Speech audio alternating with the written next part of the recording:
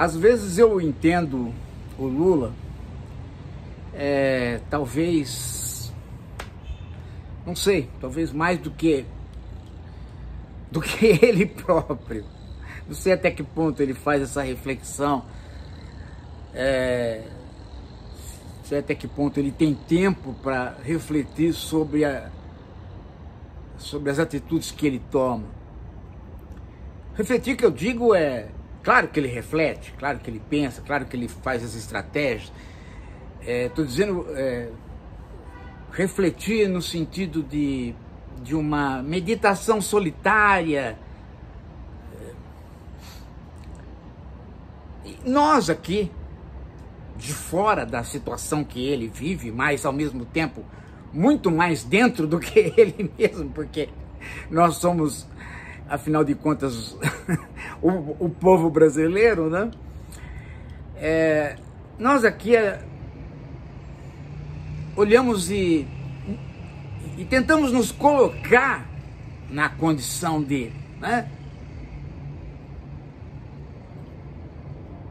Claro, a gente tem uma identificação com a esquerda, então a gente tenta se colocar na condição dele e dizer, bom, nessas condições, com a escolaridade que eu tenho, com a experiência que eu tenho, o que eu estaria fazendo? E a gente vê que quando a gente faz esse exercício, né, quando a gente faz esse exercício honesto, sincero, de se colocar na condição do presidente, a gente vê que as alternativas que ele busca, às vezes são bastante inteligentes.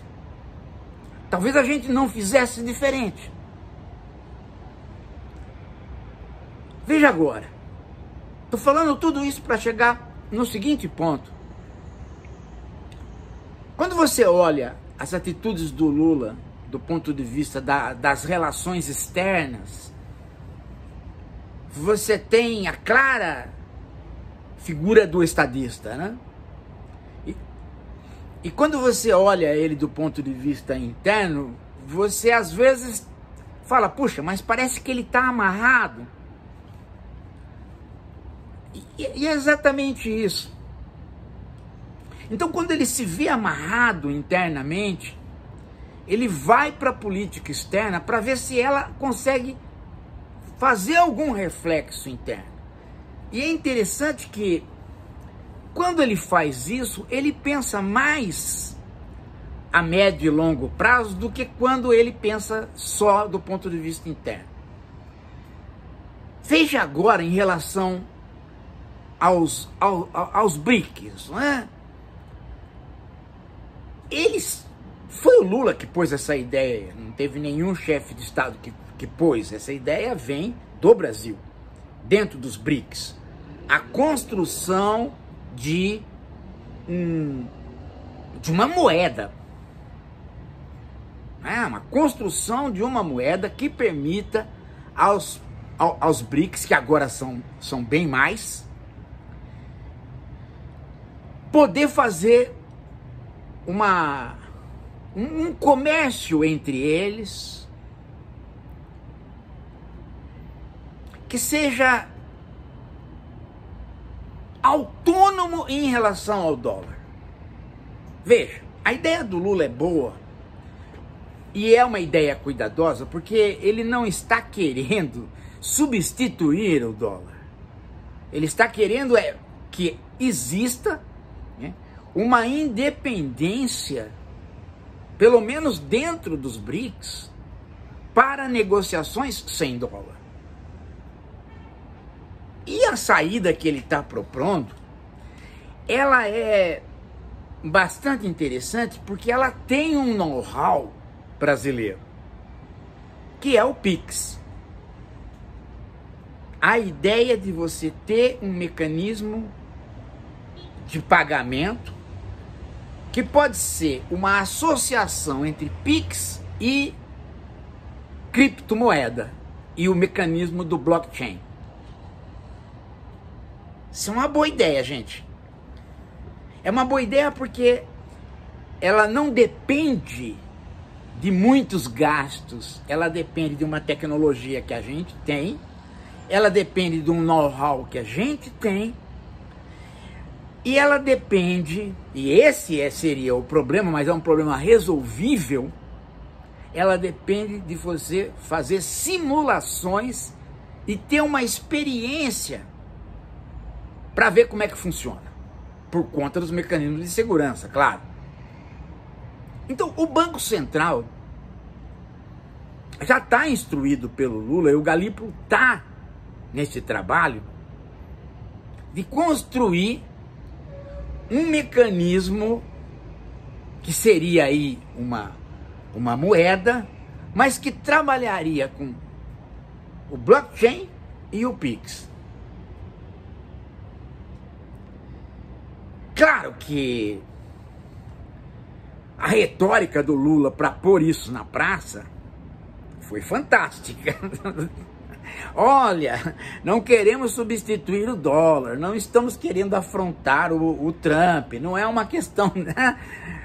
Mas a gente precisa, na próxima reunião dos BRICS, já ter alguma coisa planejada para médio e longo prazo. Mentira, não é médio e longo prazo, é curto e médio prazo. A ideia de longo prazo é para não afrontar o Trump, para não cutucar a onça com a vara curta. Mas a gente sabe que esta ideia não é de agora. A ideia da construção de uma moeda é mais complicada. Agora, a ideia da construção do mecanismo de trânsito de pagamentos através da criptomoeda, isso não é complicado. Isso não é complicado. Inclusive, até por conta da forma como o Banco Central e também a Receita Federal estão lidando com o Pix, isso vai dando know-how para poder fazer alguma coisa de nível internacional. E é possível montar um grupo de estudos de caráter técnico dentro dos BRICS, associado aos técnicos do Banco Central, para a construção disso o mais rápido possível. Esta é uma saída de estadista que vai ter um peso enorme na política interna. Enorme, gente. E talvez seja alguma coisa que esteja passando pela cabeça do Lula, principalmente agora que ele se vê, amarrado na tentativa dele de debelar a inflação e fazer os preços dos alimentos baixarem. Porque se você não faz isso pelos mecanismos que eu fiz o elenco aqui, um país de pequenos produtores, o combustível funcionando adequadamente, a linha de crédito, a tecnologia, os silos para o estoque regulador, se tudo isso é complicado porque você esbarra nas forças do agro e nas forças reacionárias, é menos complicado você viabilizar importação e exportação para suprir estas demandas internas por preço mais barato, se a importação e a exportação tiverem menos intermediadores. Em outras palavras, se for uma questão de Banco Central para BRICS, BRICS para Banco Central. E aí entra o blockchain, aí entra a criptomoeda. Facilita muito, diminui demais os entraves e isso pode servir como um mecanismo de substituição desta política que eu falei, porque esta depende de embates políticos, porque criar um país de produtores e fazer silos não é fácil quando você enfrenta a resistência dos latifundiários, do mercado financeiro e, obviamente, do seu braço político no Congresso que amarra o presidente. Então talvez seja mais fácil pensar no comércio exterior. É uma boa saída. Vai transformando o Brasil aos poucos num país de pequeno produtor. Isso tem que ser conversado, isso não pode desaparecer do horizonte. Tem que estar no horizonte do Brasil. Mas ao mesmo tempo, implementa o comércio exterior sem os entraves que estão postos agora, que é o entrave do intermediador, que é o entrave de você ter que lidar com uma moeda que você não controla e que o Estado mais poderoso do planeta, que não quer que você comercialize, usa aquela moeda para regular as suas comercializações. Então, se você tirar o dólar da jogada, num grupo que já se formou e que conta com economias poderosas, porque agora não é mais só Rússia, China e Brasil, e Índia, agora é o Irã, entendeu? E mais outros países. A coisa agora entrou no âmbito de realmente formar um bloco. Gente, vocês não sabem a importância disso.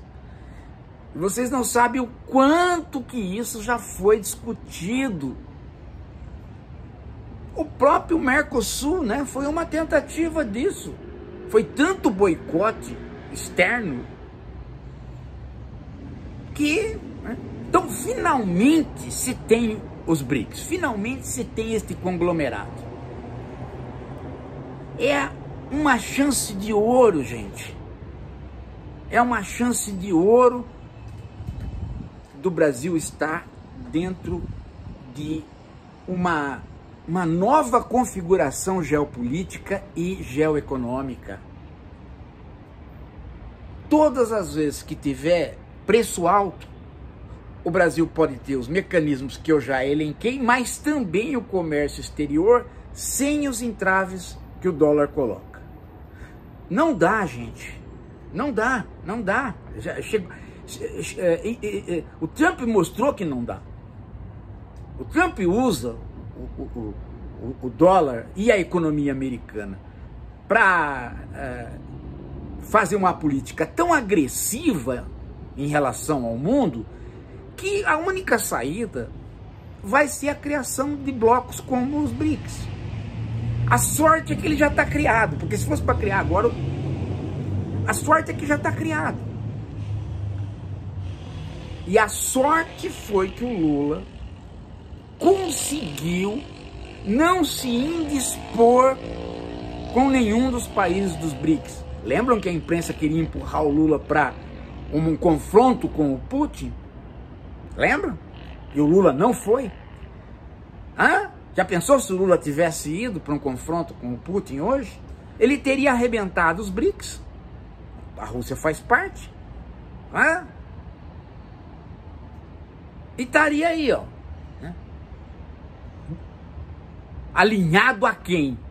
Entendeu? Não, nós temos que nos alinhar ao Ocidente. Alinhar aqui ao Ocidente? Os Estados Unidos está aí, está nas mãos do Putin. Então, tomou distância. O Brasil tomou distância. Quis servir de mediador.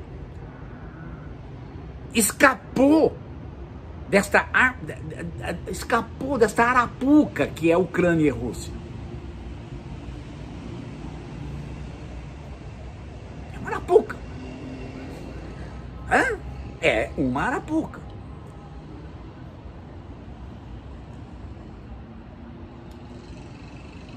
Então eu estou bastante contente com essa notícia de que há aí esses estudos para criptomoeda como sendo uma alternativa ao dólar dentro dos BRICS.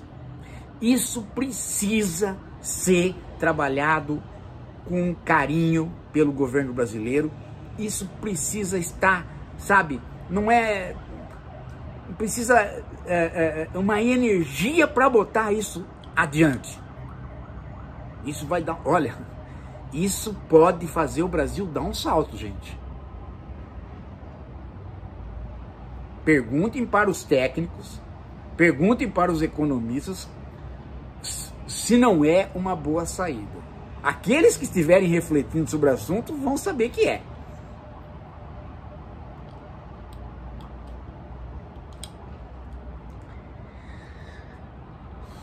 Agora, se você está um pouco avoado sobre esse assunto e você ainda não está sabendo por onde está correndo as coisas e está faltando base, então pega nos nossos livros.